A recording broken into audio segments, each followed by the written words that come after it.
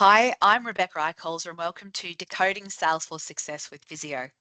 Today, I'm excited to be joined by Sabina Janstrom from Lactalis, one of the world's largest dairy companies with a strong presence here in Australia. You may know them from brands like Paul's or Icebreak, but you don't need to be in FMCG to get something out of this one. Today, we're focusing on something that we can all relate to, and that is aligning the Salesforce agenda with the overall strategy and direction of the business. It's a challenge that comes up for many of you who own the Salesforce agenda, and it's something that I've had to work hard at in the past too. So let's hear from Sabina and how she's led the Salesforce agenda at Lactalis while ensuring alignment with the leadership team and business strategy. All right, Sabina, thank you so much for joining us today. Oh, thank you for having me. No, no problems. All right. Well, let's start with an easy one. So, could you tell us a little bit about your role at Lactalis and your involvement with Salesforce? Absolutely. So, my role at Lactalis, so I'm the CIO, which obviously brings its own connotations. I've been there nearly 2 years, which is also, that time has absolutely flown. And so, Salesforce is just part of my application portfolio. I say just, but it's probably up there with SAP as one of our most business critical systems. We have had Salesforce since 2018, and I would say when I first joined, it probably needed a bit of a refresh. It had faded into the background a little bit, and that's part of some of the things that we've been doing since I joined. Right. All right. So, I think you just told us that you started about 2 years ago. So, what have you Mm. set out to achieve in the last 2 years of being with Lactalis? I inherited a department that was a little bit reactive, a lot of focus on keeping the lights on, business as usual, uh, because it can be all consuming, really, especially a team that have very high standards for the work that they do, and so it's really been a process of giving them permission to step back from that everyday life and look at where we're going, what's coming next, and to take a bit more control over where we're going with our applications, where we're going with our technology. It can be very um, uh, easy to be order takers in Mm-hmm. IT, Yep. and unfortunately, what you then end up with is it's not as satisfying, I think, with Mm. the work that you're doing if it's not something that you really believe in and feel that you're delivering the best thing for the company. Yeah, absolutely. So So, that's what I've been working on. yeah, Yep. so a bit more strategic. Yeah, absolutely. And empowering the team to be a part of that so that it's not seen as something that other people do. So, and, as you know, we've done a Salesforce roadmap, and that's probably been the first time that a lot of people have been involved in that sort of exercise. Yeah, and there was definitely a lot of engagement with that, and I could see Hmm. how a lot of people Yeah. felt very empowered to talk about what they want the future to look like with Lactalis as well. Yeah, absolutely. Yep. All right, so what role does Salesforce play in the broader company strategy? So, Lactalis Australia has changed our strategy to be an e-commerce strategy over what we did in the past, which was to use our distributor network.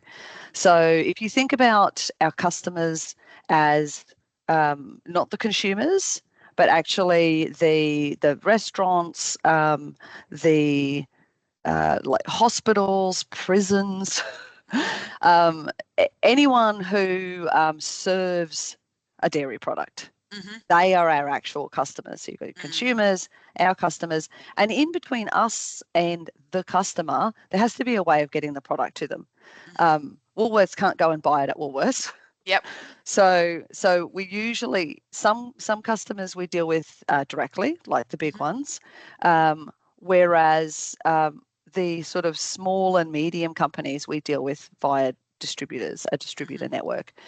We have changed that strategy to want to connect directly with our customers, Right. as you know, as anyone who has worked in this space knows, if you can directly connect with your customer, you understand their wants, needs, desires, and you can satisfy them, rather than effectively the distributor being that person. So that change in strategy has meant a completely different role for our sales teams, and also being able to present our products in a digital format, which we've never, or not never, I won't say that. We have had an online ordering capability before, but it's never been the strategy. Yeah. So we really had to lift our game in that regard. Sure. And Salesforce has been a really, really big part of that. All right, so drilling down on strategy a little bit more, one of the things that I've really noticed is that the better the Salesforce champion understands the business strategy and works with business leaders, the better the return on investment. So what are your thoughts on that as a statement? Oh, I completely agree. You know,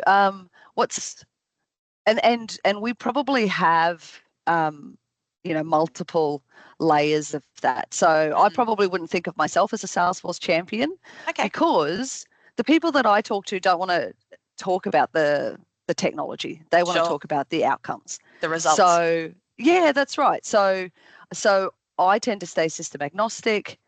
You know, I guide the conversation to be about what are we delivering, rather than what system is delivering it.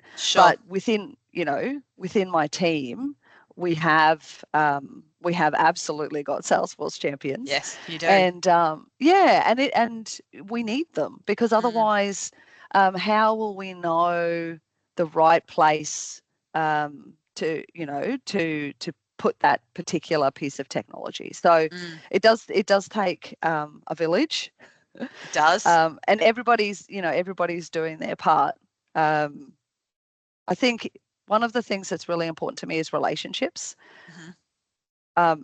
Once you're working with the executive level, they want to know that that you've got their best interest at heart. So it is really about being a trusted advisor, that you're not bringing your own baggage to the conversation. You're just there.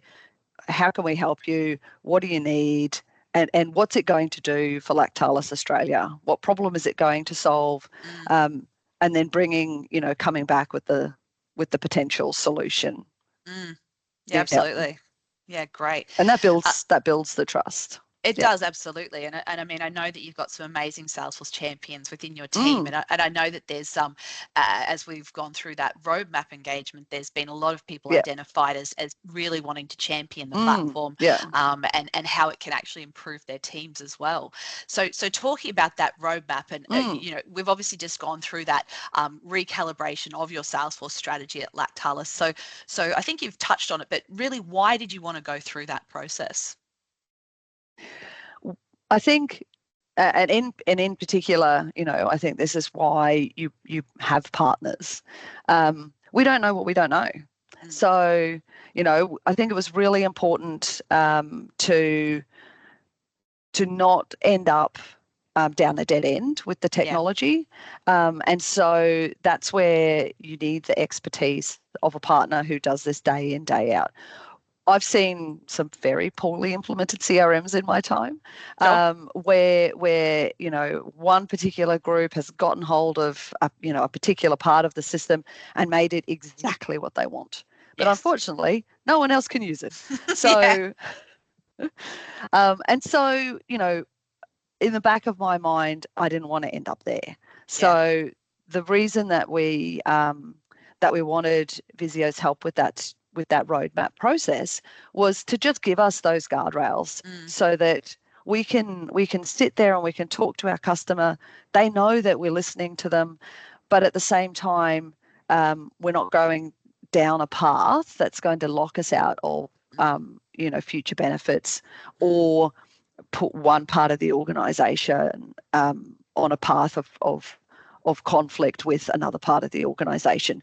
So we just sort of stayed in the green zone, where we could envision the the problem being solved in a certain way, knowing that it wasn't going to lock us into a particular direction too much. So that was really, and that was part of the reason that we did it as a really structured approach. It was also because we were working with parts of the company that we probably didn't work with on a regular basis. So we wanted to make sure that we just had a little bit more expertise in the room to say, hey, I've heard this before, I've seen this before, whereas we probably would have been, having the conversation for the first time. Yeah, absolutely. And I think that's a really great point, because oftentimes I think with the IT team, you can get that piecemeal approach from all of the different teams that are asking you for requirements. Yeah. And sometimes you're busy being busy and almost not putting two and two together, that this team actually needs exactly the same thing as that other team does, but you're hearing it in a slightly different way. So I think that roadmap and on all the workshops that we went through really helped us to uncover that there was significant alignment between different teams and what they were trying to achieve. And it helped give that better scope for the future, which talks to your point of having a future-proofed, flexible and scalable solution that actually helps to meet the needs of lots of those different teams that you're working with, right? Yeah, absolutely. And we want it to be, we also wanted to educate, and bring those business groups on the journey to, because we use SAP for a lot of things at Lactalis, and what you get with SAP is, a box of Lego, and you can build whatever you want, which is, but it does create an expectation of that tailoring, that customization, which you don't get in a SaaS product. So we did really also want to educate as we were going that you don't need to change everything to customize it in order to get value. You can, in some ways, you can learn that there's a way, the system does it in a way that 20,000 customers have already shown to be the most efficient way. And so, there was an education process as well, which I think we've come out much better as a result of.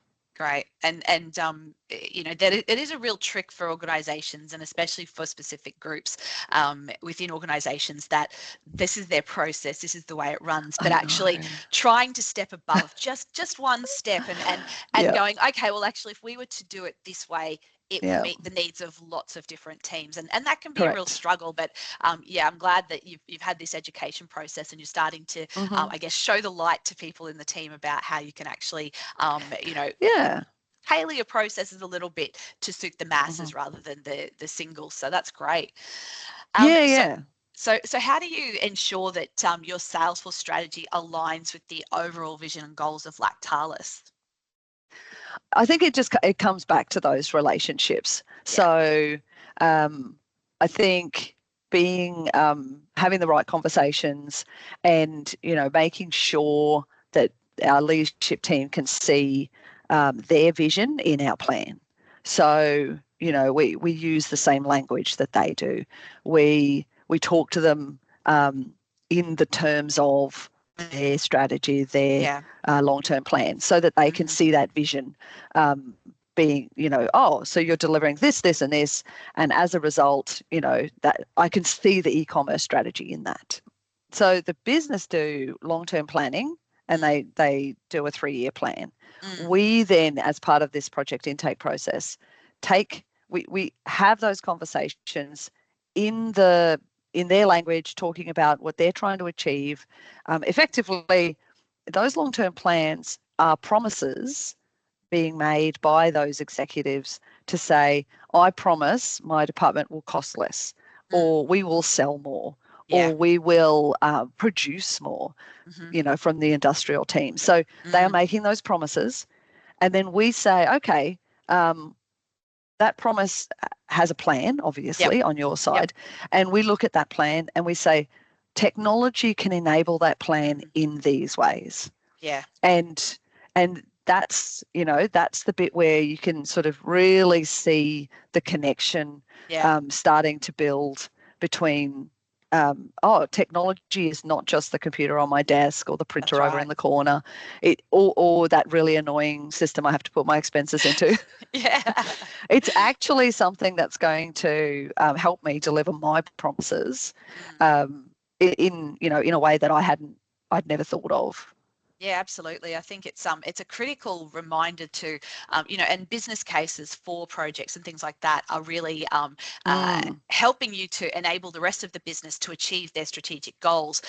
But yeah. it's a really good point to make sure that when you actually have done a project, that you look back and say, well, did we achieve all the objectives? Have we, had a Mm-hmm. 5% growth in sales? Have we reduced expenses Yeah. by this?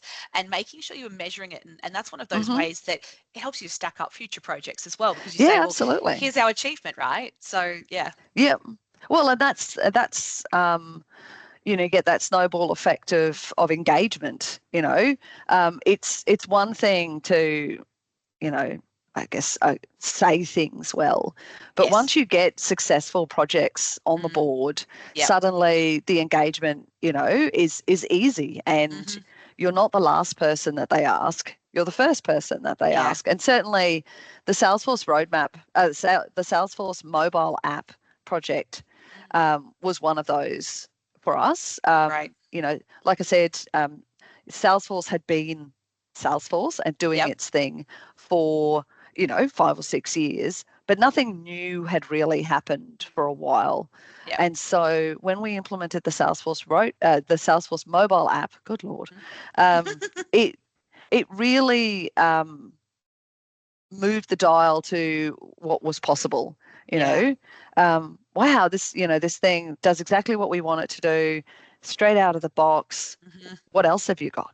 Yeah, great. So, So you're yeah, building that so trust. correct. Mm, And then, they also need to believe not just in the outcome, but also that the project will be a successful project. yeah. I'm sure every listener out there Hmm. has had plenty of projects that did not succeed, Hmm. and you learn from those ones. It's getting a few successful ones Yeah. on the board that then enables you to be more ambitious and do bigger and really deliver those benefits at a Mm. much larger scale. From little So things, big things grow. that's right. That's right. Well, you touched it before on the fact that you worked with VISEO to help build out that roadmap. But what other sorts of roles do you think partners can play, especially in helping you to build out your strategy? I think one of the things that I get a lot of value out of from my partner network is just educating myself. So technology is always moving. We've all seen this year the whole AI thing. Yeah. Yep. And so if I think back to um, 9 months ago, I went and presented to one of my MBA professors' current class Hmm. on AI in industry, Mm. and and I and I think, gosh, like I didn't know anything compared to what I know now. And a lot Yeah. of that comes from, partner-led events, Hmm. webinars, Hmm. just white papers that come out. So I think it's really important to have a good partner network so that you yourself stay on top of what's happening in the different parts of the IT industry. I Mm. think as well, we can never in an internal IT department, we can never have all the people that we need. Yeah. Yeah. It's not realistic. Mm. I'd love to do that, but so we rely on our partner network to plug those gaps, whether it's resource augmentation for a particular project, or Hmm. it's just being able to ring you up and ask you Mm. a question. That's invaluable as Yeah, well. absolutely. Yeah, so we love working with our partners on our projects because Hmm. I think we get a lot out of it. Um, we both, get a lot out of it. Yeah, definitely. Um, yeah, you're more likely to succeed, and you're more likely to get the best possible product at Yeah. the end of it. Yeah. Yeah. So absolutely. yeah, And but I think, it's every sorry. day of the week. It's not just during projects. No, Yeah. absolutely. I think especially having worked closely on the roadmap with your team, it was an amazing experience because I really feel like I understand the way that your business works a lot more, and Yeah. and it really brings value to us because when you come to us and ask us what is possible, knowing your business actually helps us to guide you in a much Mm-hmm. better way, because Yeah. we know the things that are probably not going to work as well as the things that will work for you as well. So I think that's something Yeah. that is highly valuable to us as well. So you're right. I think we both get a lot out of it. Mm-hmm. Yeah. Yeah, and I've worked on the vendor side of the fence. I understand that it's not going to be good for me if it's not good for you. Mm. So it is, I do feel that it's worth Mm-hmm. building those relationships and getting, allowing you to get close to our business. It Mm. doesn't mean that suddenly um, we're not going to get a good commercial arrangement. That's Yeah, I've got absolutely. procurement people for that. That's right. So Yeah. it is more. I think I am going to get a better commercial, result when you don't. I'm not introducing a new vendor every single time who has to learn everything from scratch. Yeah. We are actually saving time and money by working with partners on an Yeah. ongoing basis. Yeah. Building Yeah, those deeper relationships is key. yeah, Agree. that's right. All right. Well, changing tack just a little bit. Maybe let's move over to the leadership space. So, getting Sure. leadership buy-in can be tough, as we know, and it often requires Mm, that you need to align your initiatives with those broader business goals we've spoken about and demonstrating that clear value.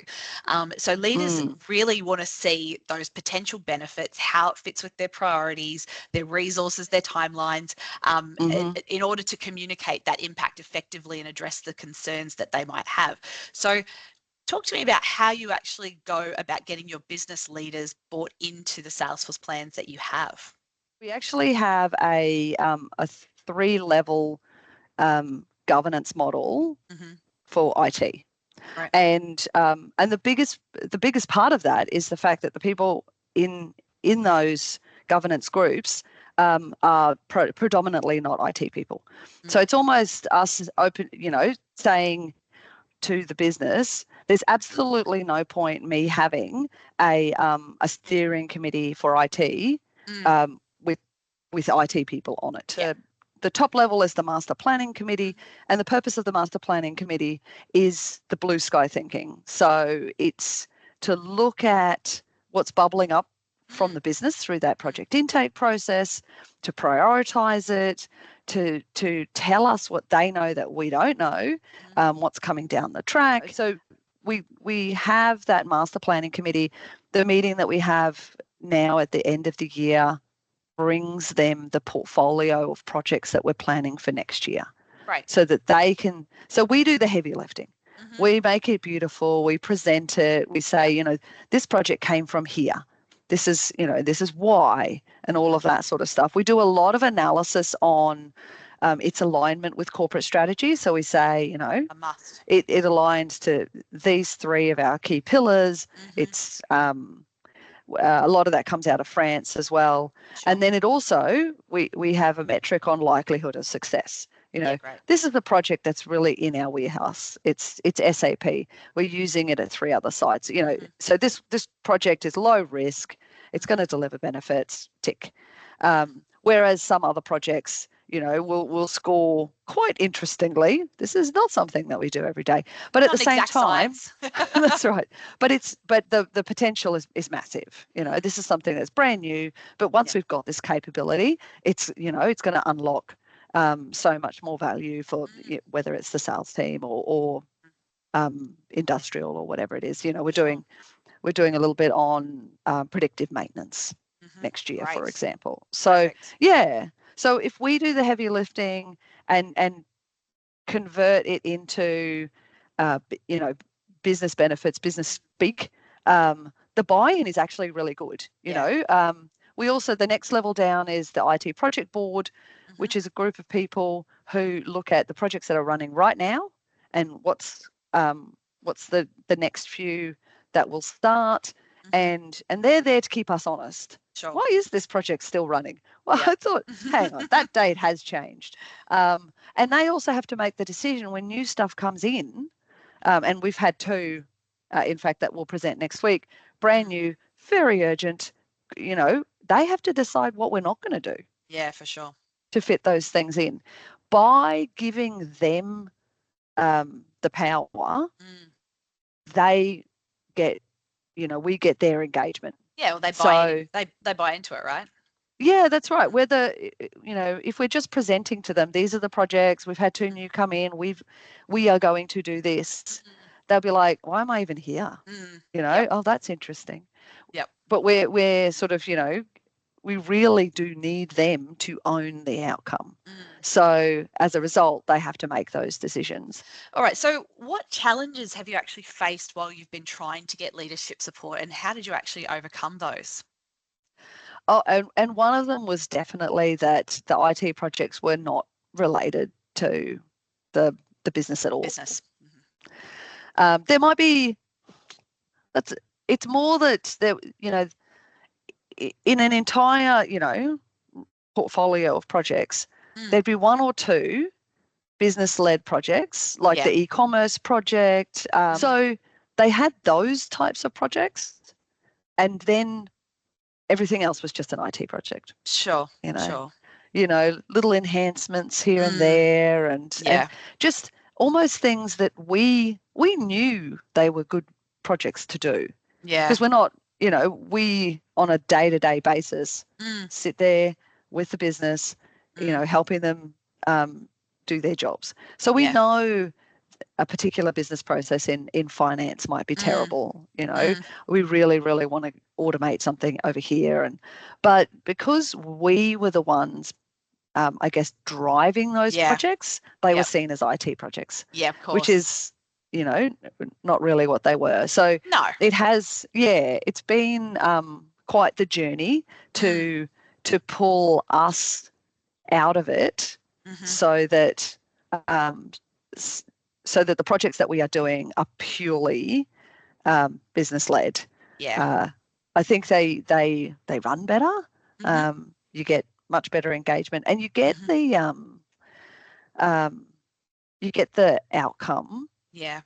That is the best outcome for the business. Yeah. Because we can only do so much. We can only get it so far. Yeah. With our knowledge. Yeah. Yeah, look, and I think that that's actually not an uncommon thing across lots of different businesses. Yeah. I absolutely. Worked with lots of different companies, and there is, I think the thing about IT is it's that best intention. We can see you've got something that we know can be improved. We're just going to go over here and do it, which is great, because you want, like, it shows a real engagement from the IT team to want to support the business. But you hit the nail on the head in that you just need to pull that person in from the business that's going to benefit most from this, and they become your champion. They become that change, Absolutely. that change person in the business to say, working with IT, we're solving this problem that we always talk about every single day, and we're going to make this better. And I think that is literally the critical point there is as soon as you get the business engaged and involved in one particular way, and you get that right person to help you or to be the champion for that particular engagement or initiative, that's the key to getting that business involvement and getting it really adopted once it's been done. So that's great. Yeah, exactly. Any other challenges, or that's probably the biggest one or the biggest sort of hill that you've overcome? I mean, the quintessential one of budget is just that little old thing. Just that little old thing. And it's, every company is the same. There's never enough money to go around. So again, making sure that the prioritization is based on, where the business is in agreement that the money should go, because otherwise you're going to get pushback right throughout the project. The delivery never gets easier if you don't have that buy-in from a budget perspective as well. So it's always we talked about it. Yeah, we talked about it the other day when we caught up. Delivery, project delivery. So when I started at Lactalis, we didn't have any project managers. So project management was done by whichever probably IT person didn't run away fast enough. And we now have 3 specialist project managers. And I would say we are probably running 3 times as many projects as we used to be able to. So, you've really seen the portfolio expand significantly since we've brought those specialists in. The next step is to create a methodology, try to get all of our projects being done the same way. But it's baby steps, baby steps. So, and certainly, there's a lot to be said, like the conversation we were having just then about partners, having the right people to do the right jobs rather than, jack of all trades, everyone trying to do everything. So that's been a really positive change as well. Yeah, amazing. And I think you're right. I think having that sort of, the project managers to work there, that's what keeps your projects on time. Within the budgets, making sure you've got the right resources at the right times. I think it's a critical piece. And you're right, it can be often overlooked just in the haste to actually get projects done. And that's a key resource that can actually help you succeed and deliver those outcomes that you say you're going to deliver to the business as well.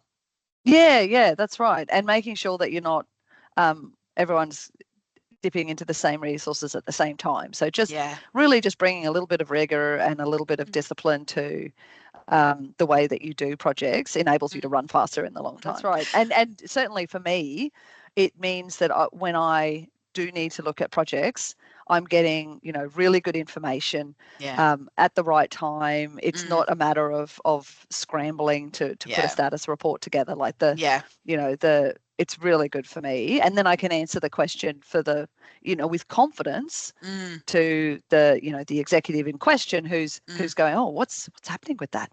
And I can answer them. I've got, they then have confidence that we've got this. Yeah, absolutely. And I think, sometimes I think we just were speaking about budgets as well. Sometimes it is tough with budgets because when you're looking at prioritization, you're often always looking at prioritization. Is it going to be the best bang for buck, right? Am I doing a project that's going to drive significant revenue, save expenses? It can be harder to stack up efficiency because it's sometimes an invisible cost, but there is always some of those other projects that I'm not going to deliver any sort of massive budget saving or increase in dollars, but it's something that needs to get done. So I think those ones can often be the ones that get deprioritized because they aren't as attractive, but are sometimes really foundationally important too. So how do you get those ones across the line? Because I'm sure there's still projects there that you have to do that are not always driving the budgetary initiatives. Yep, and that has been an interesting journey as well. So one of the first things I did when I started was to say, who's your risk person? And it was like, well, the thing is, we don't have one. And so, and look, and it wasn't because, Lactalis is not properly governed or doesn't care about that sort of thing. Yeah. It was just, sometimes different priorities take over. And so one of the first executive projects that I volunteered on was to build a risk management framework for Lactalis Australia, build our risk register and the processes around that. Absolutely critical for IT.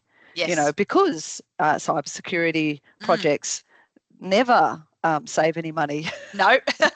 or generate any revenue. I was going to say maybe the opposite, but yes.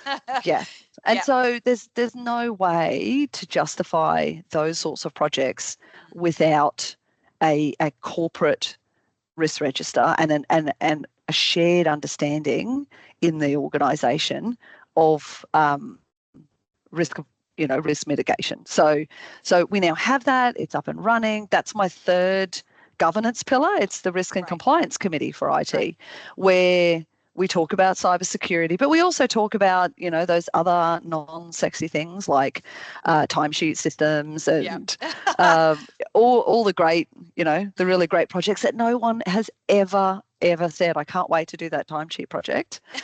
And so, but, they need doing. And so you create a single way of looking at your projects. They all get scored. Some of the, and that's the alignment with corporate strategy and likelihood of success. They all get scored, and some of them, the high scores come from risk mitigation. Sure. And sometimes we do those projects even though they don't save us any money or bring in any revenue, but they need doing. So so that's and that's something that I think everyone does. Like, I think everyone in the organization has that little conversation with themselves that says, what's the consequence of doing this or not doing this? What's how bad can it get, type thing. But it was not formal. It wasn't a process that was formally recognized, and now it is.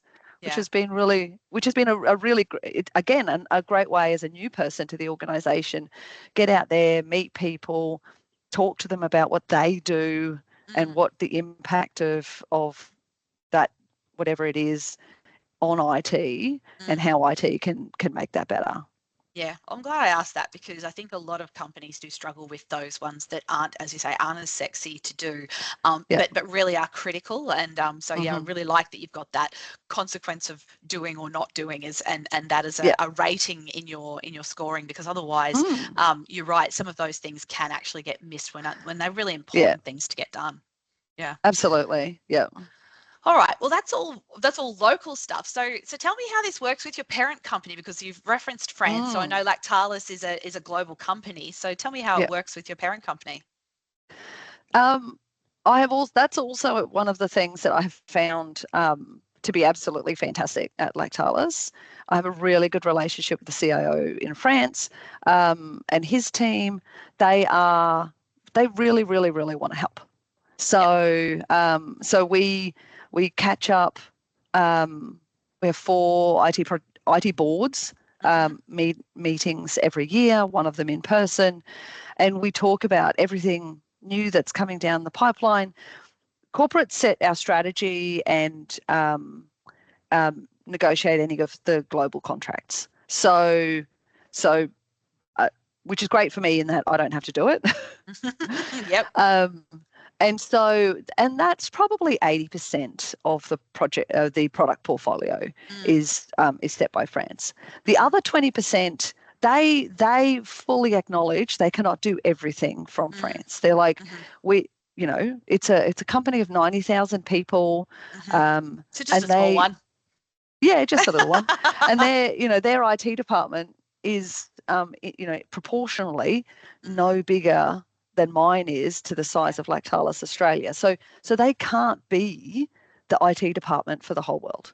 Yeah. So they rely on us to, I guess, again, bubble up, some possible solutions. There is no single CRM in the roadmap at the moment.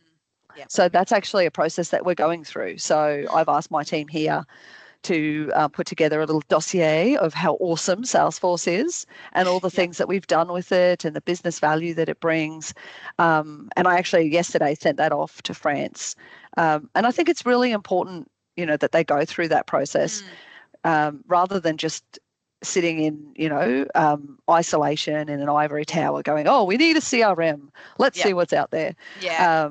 And I think in the past they may have done that, but now I think they've got really good engagement with the regions, and they ask, we take it seriously because we think we can actually. They will listen to us if we participate in the process. Yeah. And I'm really looking forward to seeing where that conversation goes. I do think that Salesforce will be, an excellent counterpart. So SAP is the core ERP, and I think it's, it would obviously be less work if they chose Salesforce. Selfishly. Yeah, for sure. But I mean, I think again, it's about building those relationships and being able to really be taken seriously. That makes it worthwhile and makes it work. Yeah, absolutely. Yeah. All right. Well, I think there's been some amazing lessons here for anyone who is responsible for how Salesforce is used within their organization. So, lastly, what tips would you give others Hmm. to ensure that their Salesforce agenda continues to align with business and technology as they continue to evolve? Many hands make light work. And so I would definitely say leverage everybody. You Hmm. know, if you've got salespeople who, sorry, um, enjoy using the system, they're your champions. If you've got, within your IT department, you've got people who can really nut out, like what you were saying about this business process looks a lot like that business process. Hmm. Why don't we see if they are, if we can Mm. actually use the same tool to Yeah. to do both of those jobs? Yeah, So, absolutely. for example, we're looking at moving our accounts receivable team into Salesforce Hmm. so that because actually, they're effectively a customer service team. Yeah. So they do very, very similar things. So Hmm. why are they using spreadsheets? Makes Hmm. no sense. Spreadsheets Yeah. and emails. So why do we've got a system that does a lot of that stuff. Mm. So yeah, so I think if you've got those people in the business, in IT, all working together, then it's no problem is that difficult. I think if I tried to do it all myself, Mm. there's just not enough hours in the day to Yeah, do everything. So it is really about getting the whole team engaged, and then you get diversity of thought, you get absolutely. different ideas. Yeah, I can't wait to get the finance people into Salesforce. I think Mm. we are going to learn a lot from them. Yeah, absolutely. Yeah. Absolutely. Oh, well, it sounds like it's exciting times there. I'm so glad that you've had such success with Salesforce this year, Hmm. especially with the projects that we've done with you, and also working on the Yeah. roadmap, and hopefully we start to see more of the Mm. roadmap stuff coming out in the future. I'm excited to see what it looks like in the business and how the business receives it. Mm-hmm. Um, but that's about it for today. Thank you so much, Sabina, for your time. It's been appreciated, and we really thank you for sharing everything that you've shared today. Well, thank you for inviting me. I don't think I've ever done this, so this has been really interesting. Excellent. Well, I'm so glad that you're able to do it with us today. So thank you very much. No worries.